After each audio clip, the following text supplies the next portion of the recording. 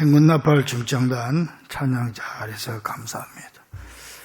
왜 다 나가버리냐 하면은 일부 예배 드렸어요. 일부 예배 드렸기 때문에 갔습니다.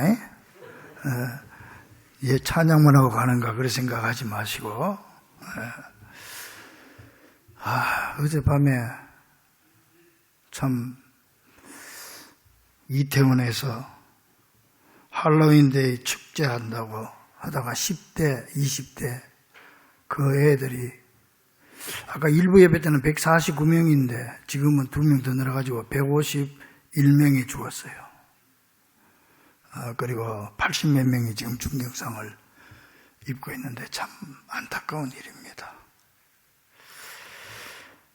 이 할로윈데이가 원래는요, 이 주전 500년경에 아일랜드라고 하는 나라에서 겔트족이라고 하는 부족이 있어요. 거기서부터 부족들로부터 유래된 건데요. 이 사람들은 달력이 이제 우리처럼 세계적으로 통일되지 않을 때이기 때문에 10월 31일이 연말이에요. 그래서 11월 1일이 신년, 우리로 말하면 1월 1일이야. 근데 이 사람은 어떤 신앙이 있었느냐 하면은 이 사람들 생각은 죽은 영혼이 살아나든지 아니면 사람이 죽으면 그 귀신이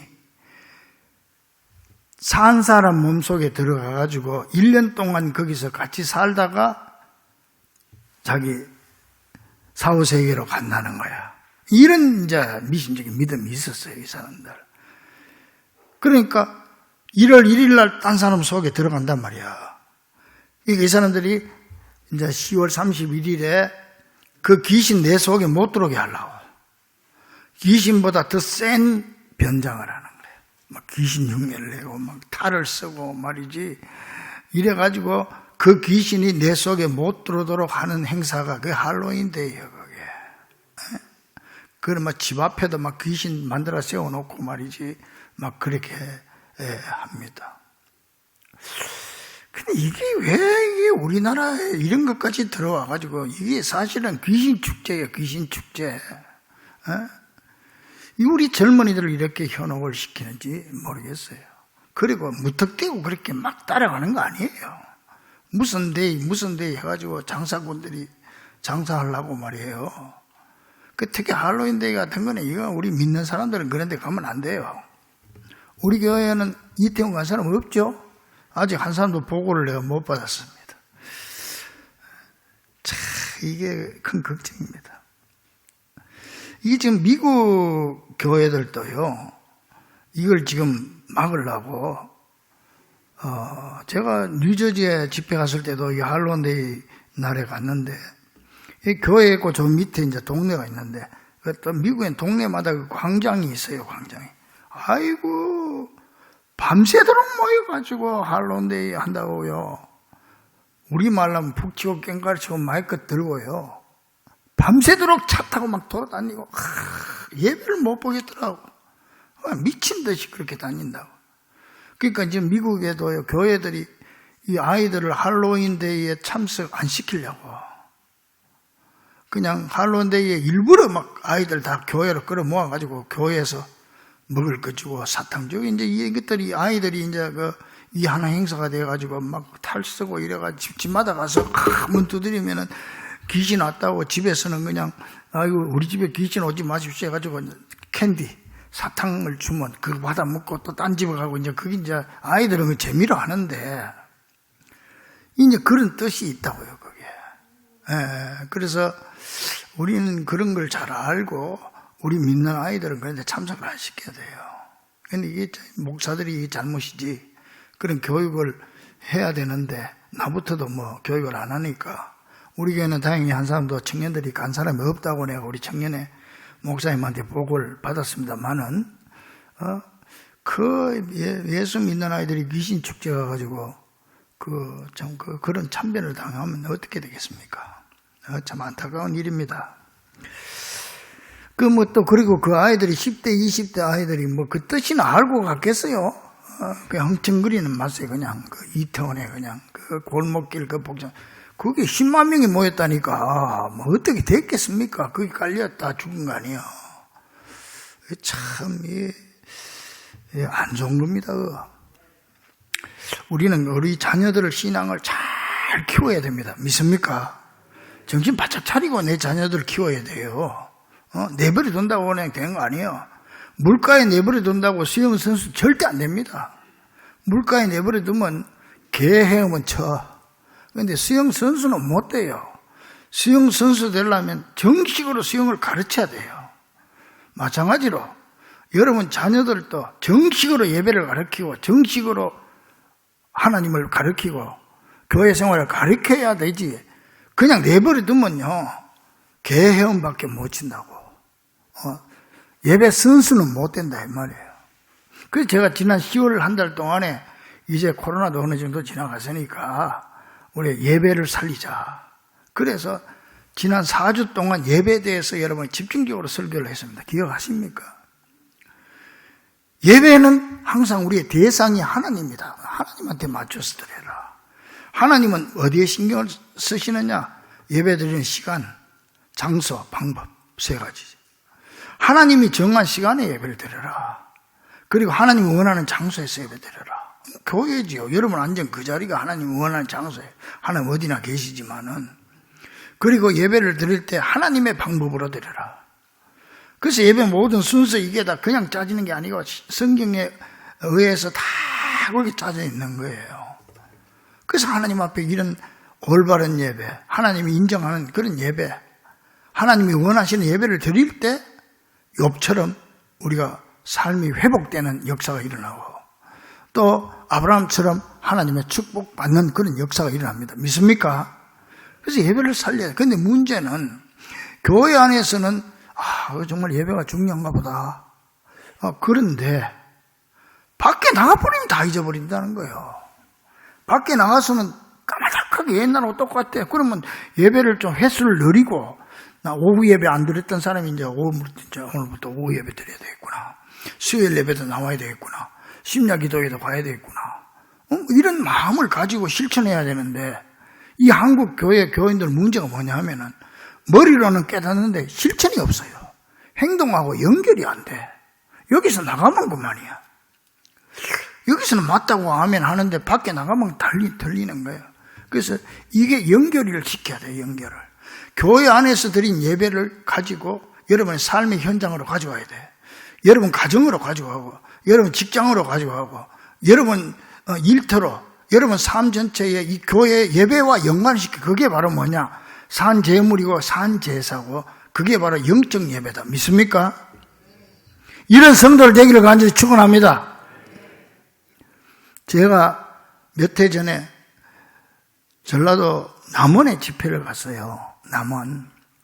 갔더니 그때 이제 남원 연합 집회 200 몇십 교회가 연합으로 집회를 하는데 제가 강사로 갔었는데 끝나고 나서 이제 낮 예배 끝나고 식사를 목사님들하고 쫙 앉아서 하는데 그때 내가 목사님들한테 들은 얘기야. 그 어느 시골 교회에 장로님이 계셨대요. 근데 그 장로님이 그 남원 세무서 서장이었대. 근데 서울에서 국세청장이 연락을 한 거예요. 나 오늘 남원 내려간다고 그런 거예요. 그래가지고 남원 와서 남원 오면 유명한 게 한식이니까 한식집을 잡는데 딱 앉아가지고 서장 오라고 그래. 그랬더니 서장이 안 오고 그 밑에 뭐 부서장인지 뭐 그 밑에 사람이 온 거야. 그래서 국세청장이 서장 어디 갔어? 가니까 오늘 주일이어서 교회 갔습니다. 그런 거예요. 그러니까 그 서장이 장로님인데 조그마한 시골교회 장로님인데 시골교회는 그 예배 드릴 때도 뭐 교회가 하나밖에 없으니까 중간에 이제 장년 예배들 오후에 1시, 2시에 아이들 어린이 예배들 그 아동부 부장이었어 그 장로님이. 그러니까는 그 예배 참석한다고 못 왔습니다. 그랬더니 이 국세청장이 숟가락 딱 그 자리에 놓고 서울로 올라와 버렸어요. 얼마나 화가 났던지. 이런 사람이 있냐. 내가 왔는데 지금하고는 달라. 그때는 그랬어요. 그래서 이놈 당장 잘라버려야 되겠다. 그 씩씩거리고 서울 올라가 버렸는데 이걸 이제 남은 세무서장 장로님이 보고를 받았다고, 그렇게 해서 밥도 안 먹고 올라갔다고 하고 나서, 그럼 뭐 잘렸겠지. 그래서 그 다음날 사직서를 딱 써가지고 넣고, 국세청 찾아가서 청장실에 가서 문을 두드렸어. 그때 뭐 두말 할 것도 없어. 뭐 잘린 건 당 그때는 그랬어요. 그러니까 왔나 소리도 안 하더래. 가서 안녕하십니까? 난 남은 세무서장입니다. 그리고 그냥 사표 딱 놓고 나오려고. 나오는데 문을 딱 여는데 그 국세청장이 어이 장로님 이러는 거예요. 그래 깜짝 놀랐어. 예? 그러니까 이리 앉아보시오. 우리 어머니도 권사요. 그러더래.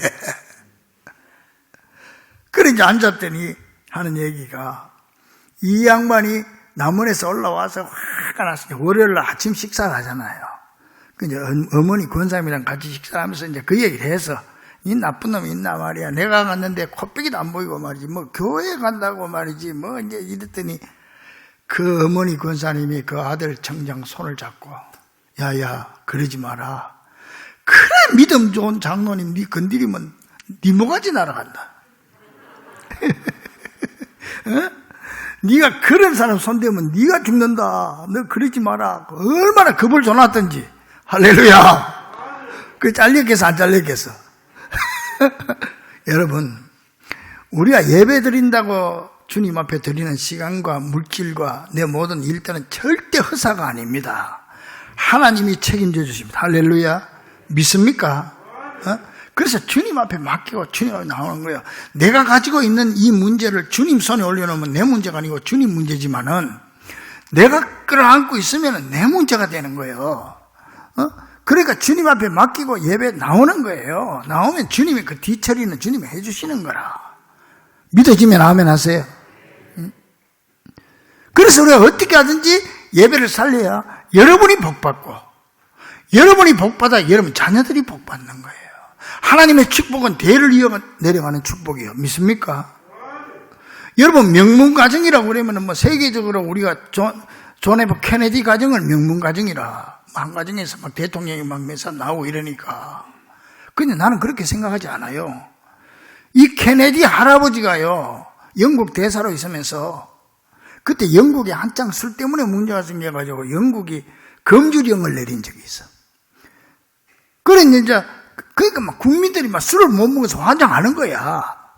그런데 이제 이 사람이 대사로 있으면서 언제 금주령이 풀린다는 걸 딱 비밀리에 알았어요. 알고는 이 케네디 할아버지가 큰 상선에다가 막 술을 막 잔뜩 희넣어가지고 딱 부두에 대기하고 있다가 금주령이 딱 풀리자마자 확 풀어버린 거야. 그러니까 막 사람들 미친 듯이 와서 막 비싼 돈 주고 술을 사먹는 거지. 그래가지고 부자가 됐어요. 갑부가 됐어요. 그 돈 가지고 아들 케네디 대통령 시킨 거 아니에요. 그 돈 가지고. 근데 이제 거기서 끝난 게 아니에요. 그 다음이 문제라. 그 다음이 문제예요. 장남 조셉 케네디는 2차 대전 때 전사했고 차남 존 F 케네디는 여러분 알죠? 대통령이 당선됐지만 암살당했죠. 제가 몇 년 전에 텍사스 휴스턴에 집회를 갔어요. 부흥회를 갔더니 저녁 식사를 하는데 어느 집사님이 저한테 물어요. 목사님 텍사스에 와보셨습니까? 그러길래 예, 내가 오스틴에서도 집회를 했고 달라스 공항에서 경비행기 타고 한 2시간 가면 로턴이라고 하는 데가 있어요. 그쪽에서도 집회를 했는데 그때 연합집회 미국에서 로턴에서 연합집회도 인도했고 그래 했습니다. 그러면 텍사스에 대해서 잘 아시겠네요. 그래. 아니 나 잘 모릅니다. 근데 내가 하나 분명 아는 게 있습니다. 그게 뭐냐, 달라스에서 케네디가 오스왈드에게 총 맞은 건 내가 압니다. 그래서 오스왈드한테 총 맞고 암살당했잖아요. 그래 웃었습니다. 어쨌든 여러분 케네디가의 차남인 존 F 케네디는 암살당했고 그의 자녀 패드릭 케네디는 암살당하기 3달 전에 태어난 지 2주 만에 죽었고 차녀 캐슬린 케네디는 비행기 사고로 죽었고 삼남 로버트 케네디는 역시 암살당했고 그에게는 팔남 3녀가 있었는데 아들 데이빗 케네디는 마약 과다 복용으로 죽었고 마이클 케네디는 습기를 타다가 사고로 죽었어. 그러니까는 이게 무슨 명문 가정이 있냐. 이름 난 가정인지 몰라도 복받은 가정은 못 되는 거예요. 이게 세상적인 명문 가문이라고 하는 집안의 사정입니다. 자, 그러면 진짜 명문 가정은 어떤 가정이냐? 한마디로 하나님이 인정하는 가정, 하나님의 축복이 흘러들어가는 가정인 줄로 믿습니다. 아파트 몇 평에 사는 게 축복이 아니에요. 그 집에 하나님의 축복이 흘러들어가야 그게 축복이에요. 복된 가정이에요. 그 가정이. 믿습니까? 자, 그렇다면 하나님이 인정하는 가정은 어떤 가정일까요? 가장 먼저요, 믿음의 대가 끊어지지 않는 가정이 하나님이 인정하는 가정입니다. 저는 어디 가도 제가 부족한 게 너무 많지만은 저는 자랑하는 게 하나 있어요. 그게 뭐냐 하면은 난 자부심을 가지고 있는 게 있습니다. 나는 믿음의 대를 이은 가정입니다. 우리 할아버지와 양쪽 할아버지가 다 장로님이고 우리 아버지는 목사님이니까 내가 3대째 목사니까 나는 요거 하나는 내가 정말 자랑할 수 있어요. 믿음의 대를 이어가는 게 하나님 앞에 가장 큰 축복입니다, 여러분. 왜 믿음의 대가 끊어집니까? 왜 아버지의 믿음이 100점인데 아들은 50점짜리입니까? 빵점짜리입니까? 믿음의 대를 이어가야 돼요. 여러분, 우리 가정이 하나님 앞에 축복받고 내 자녀들이 복을 받기 위해서 믿음의 대가 끊어지지 않는 가정을 하나님이 인정하신다는 말이에요. 아브라함의 가문을 보세요. 아브라함부터 마리아까지 42대입니다. 4,000년 동안 한 번도 믿음의 대가 끊어지지 않았고 줄기차게 흘러내린 가문입니다. 그래서 아브라함 자손들은 가는 곳마다 하나님의 축복을 받았고 결국 그 가문에서 인류를 구원할 예수님이 탄생한 겁니다. 오늘 본문의 욥의 가정도 믿음의 대를 잘 이어간 가정입니다. 욥에게는 10명의 자식이 있었는데 그 10명 모두가 다 아버지의 믿음을 잘 이어간 자녀들입니다. 그 형제간의 우애도 좋아가지고 생일 때마다 가족이 모여서 잔치를 했습니다. 잔치 후에 혹시 포도주를 먹고 하나님 앞에서나 형제들에게 죄를 짓지 않았나 해서 가족들이 다 모여가지고 하나님 앞에 예배드립니다. 여러분, 왜 아버지 어머니는 교회에서 예배드리는데 자식은 안 보입니까? 믿음의 대를 이어가야 합니다. 예배드리는 자리에 가족이 함께 있어야 되는 겁니다. 그 가정을 하나님이 인정한다는 거예요. 이게 바로 아브라함의 가정이지, 욥의 가정이고. 그래서 하나님이 대놓고 욥의 가정을 칭찬하잖아요. 8절 중반절에 그와 같이 온전하고 정직하여 하나님을 경외하며 악에서 떠난 자는 세상에 없느니라. 하나님이 인정해서 참 부럽습니다. 부럽습니다. 나는 하나님이 나는 최창수 목사 인정한다 이 소리 할지 안 할지 모르겠어. 나도 이렇게 사람에게보다 하나님 앞에서 인정받는 가정이 진짜 명문 가정이고 하나님께 축복받는 가정인 줄 믿으시기 바랍니다. 미국의 대표적인 신학자고 철학자고 설교자인 조나단 에드워드 목사님이 계십니다. 유명 미국에서도 아주 아버지처럼 조상으로 섬기는 분인데, 이 목사님이 조나단 에드워드가 사는 집은 조그마한 오막살이 집입니다. 그 집이 300년이 지난 지금도 그대로 보존되어 있는데 그 집 앞에는 이런 글이 써져 있습니다. 이 집은 작은 집입니다. 그러나 작지 않습니다. 이 집은 미국을 빛내는 많은 사람이 태어난 큰 집입니다. 이런 큰 집에 살아야 되는 거예요. 이런 큰 집에. 이 조나단 가문을, 자손들을 누가 연구를 해왔어요. 했더니 자손들 700명을 조사를 했더니 대학 총장이 13명, 대학 교수가 250명, 목사가 125명, 변호사가 100명, 판사 검사가 30명, 군 장성이 75명, 그리고 이들이 쓴 책이 125권이었다고 합니다.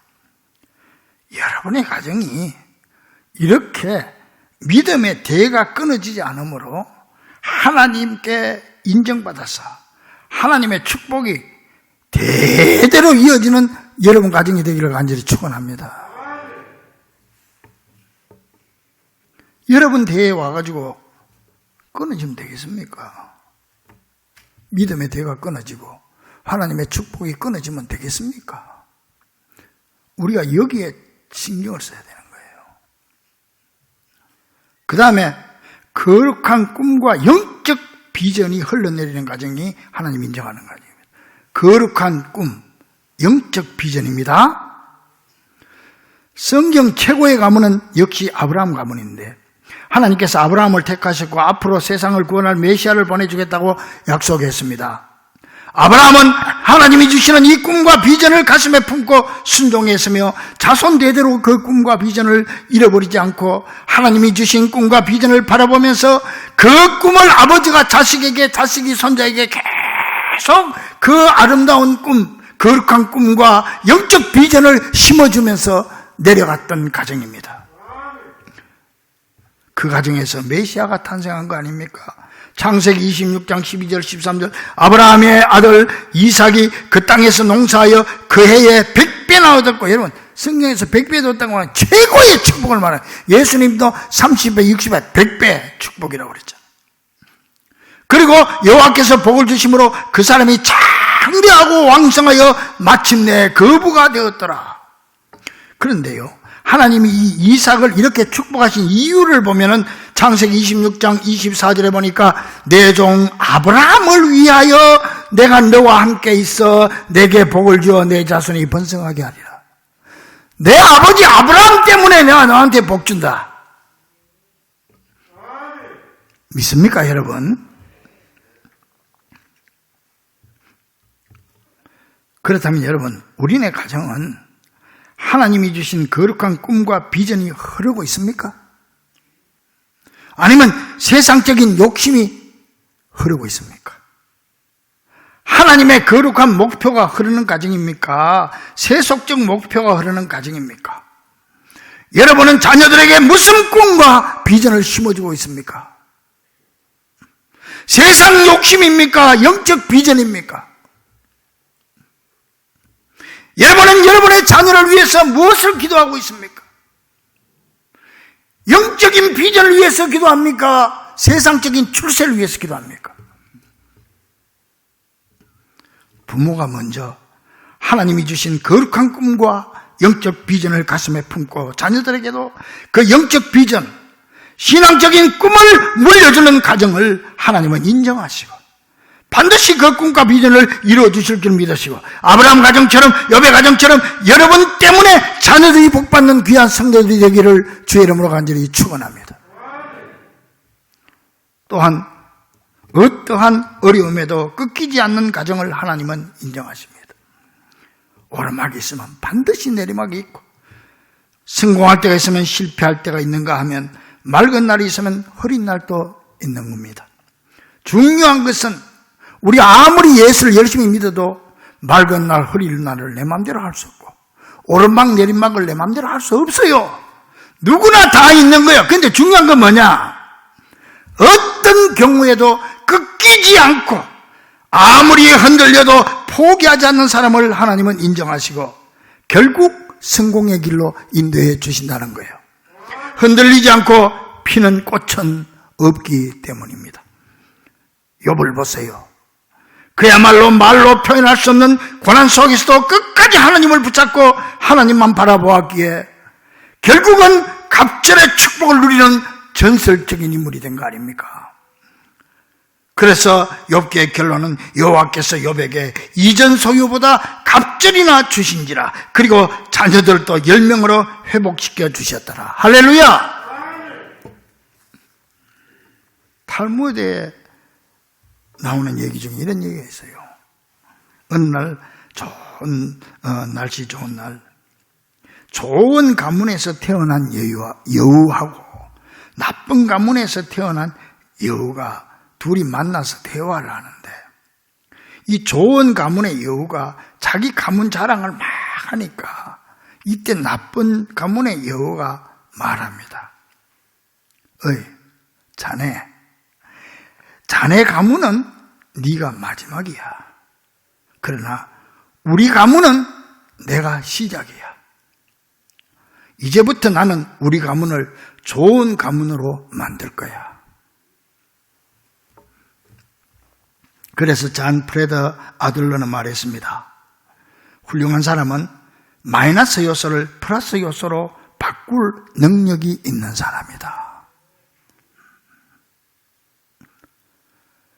여러분들이 처음 예수 믿는다면 여러분이 가정의 선교사입니다. 가정의 제사장입니다. 여러분 배로부터 믿음이 흘러내려가기를 간절히 축원합니다. 여러분의 자리에서 믿음이 끊어지지 않아야 됩니다. 믿음이 끊어지면 축복이 끊어지는 것이고 소망이 끊어지는 겁니다. 이제 여러분 가정부터 시작하십시오.